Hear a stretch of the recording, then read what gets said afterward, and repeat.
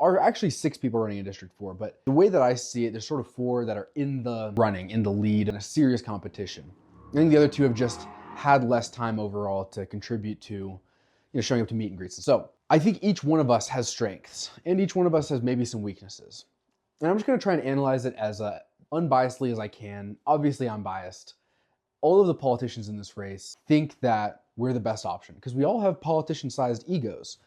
So the way that I see it, we have Mike Kennedy. He has some strengths in that he is an incumbent. He has a decent record as a Utah state legislator. Now, obviously that's maybe controversial. I think that there are certain things that he passed that are very popular among Utah conservatives.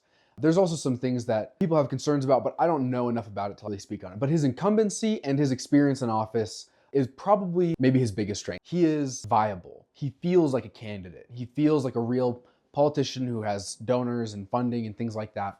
And so his viability and his incumbency are his 2 biggest strengths. Then we have Scott Hatfield. Now, Scott Hatfield, I would say, also shares the feeling of viability that Mike does. Scott shows up in a professional, hardworking way that makes him feel like a candidate again.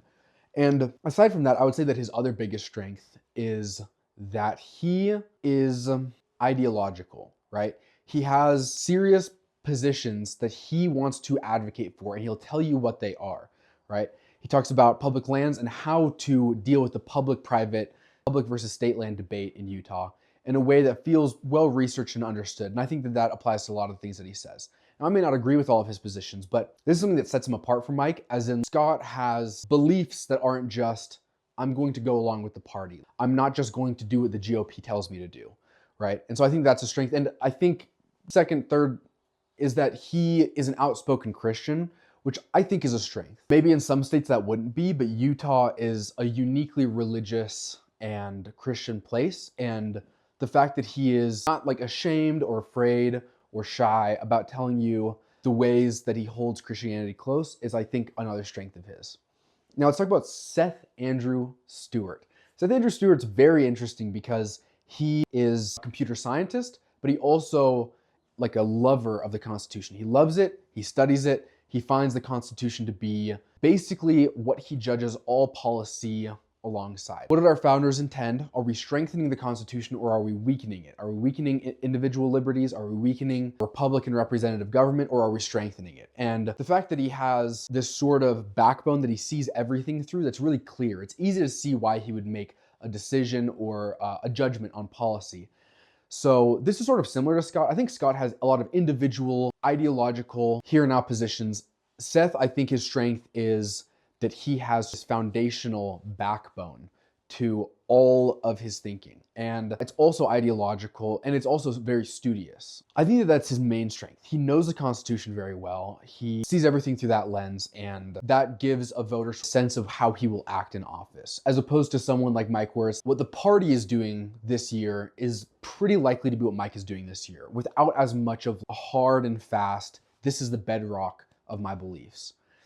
Now, I'm the 4th one in this running, and I don't know where I sit, right, in terms of popularity among the other candidates. My sense is that I think I have the most intensive sort of analysis of hundreds of different policies. Like almost everything the federal government does, I have a decent understanding of how it could be done better. And I've looked at both sides on almost every issue. I look at what the leftists are saying, I look at what the right wing is saying, and I lean very strongly conservative. But I also see the value in certain things that the leftists propose. And I would say that certain things that the left propose are more conservative than what conservatives propose. The whole Medicare for all idea, it wouldn't be good if we were all forced to be on government health insurance. But if everyone was able to buy Medicare, just pay the cost of what Medicare is, a lot of people would choose it because Medicare has way tighter margins than all these other insurance companies. Blue Cross has almost 40% administrative costs. So when you pay for your insurance, almost 40% of it doesn't go to covering you or anyone else. It goes towards administrative costs. It goes to giant bureaucracy that's been built up. Whereas Medicare has something like 1 or 2% administrative costs. So if everyone could buy into Medicare, if it was a parallel competitor in the market, even break even, right? So I pay for my share of Medicare that comes back to me, but I can opt out of that and I can get Blue Cross or whatever. All of those other insurance companies would suddenly have to be way more competitive. And I see that as a good thing. That's how markets are supposed to function. And if there's no good actors in the market, I think the government going into it is not that bad. It's better than regulating markets, in my opinion, by a long shot, right? Instead of trying to keep these companies from doing these bad business practices, just competing alongside them tends to work better, in my judgment. What I have is a broad vision that has some flexibility. And I think that on any given policy, I'll tell you sort of the range of what I think we should do about it, right? And I'll tell you where I'd be willing to compromise and up to that line, and what beyond that I would not compromise on. And so I think that's one of my greatest strengths, is that I can tell you on every single one of these issues how far I would go, if that makes sense. And that includes things that are very tough topics. If you ask, like, say, Mike Kennedy about Social Security and what to do about it, he's not going to give you a very solid answer. He's going to say, like, well, it's like tricky. And he'll say that in a lot more words, but he won't tell you the range of options he's willing to consider and vote yes on. And I think that that's a strength for me, right? It's not a dramatic weakness for him. A lot of politicians act that way, and it's not super abnormal or out of bounds to do that. Basically say, like, well, I'll look at it with the other Republicans in Congress and we'll try and do something awesome, and I'll keep you in mind for sure. With the other two candidates, I'm going to mention Tyrone Jensen. I think he seems like he works a lot and he hasn't had as much time to devote to this campaign.